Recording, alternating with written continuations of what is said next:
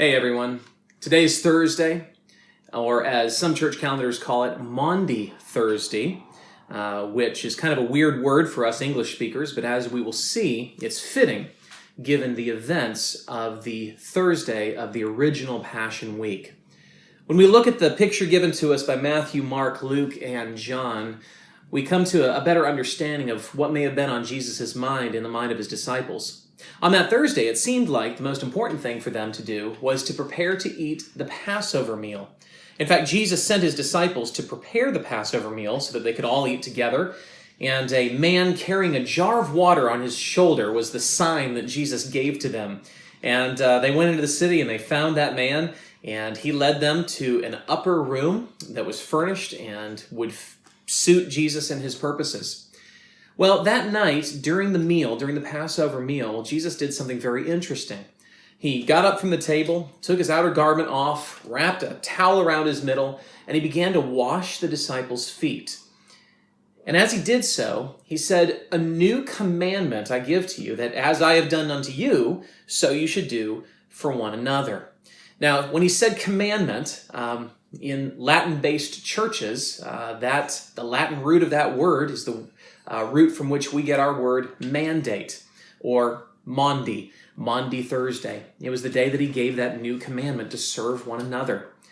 Well, he'd finished washing their feet, and he instituted something that we have come to call communion, or the Lord's Supper. The Bible says in Matthew 26, "Now as they were eating, Jesus took bread, and after blessing it, he broke it and gave it to the disciples and said, 'Take, eat. This is my body.'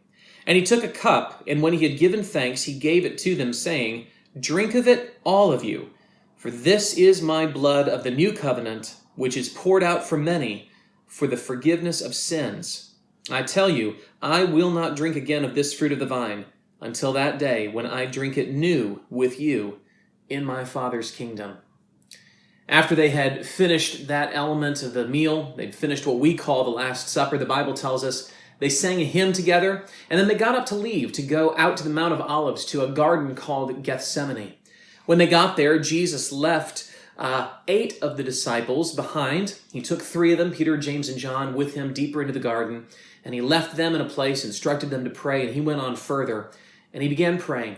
He knew what awaited him on the following day, and he prayed to his Father that if it were possible, the cup that the Father had prepared from him might pass from him. If there was any other way to go through this, he would take it.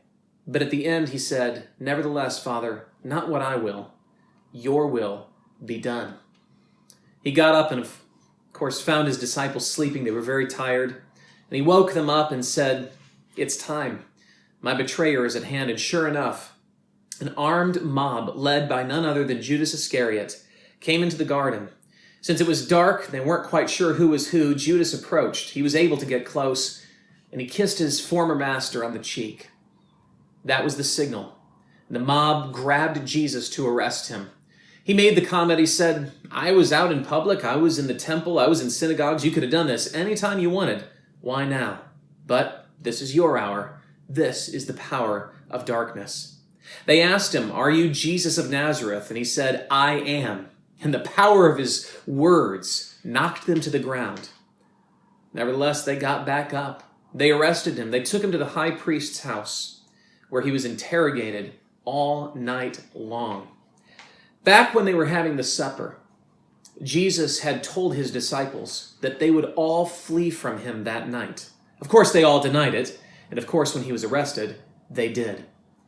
But when Jesus said that they would flee, Peter denied it. He said, "No way. Though every man forsakes you, I will never leave you, even if it means I have to die." Well, that night, as Jesus was being interrogated, Peter was asked 3 times, "Are you one of Jesus' disciples?" And each time, he denied it. And the 3rd time he denied it, the Lord turned and looked at him, and Peter's eyes met Jesus' eyes, and Peter knew what he had done, and he ran out into the night and wept bitterly. Judas's cause was lost. Peter's was not.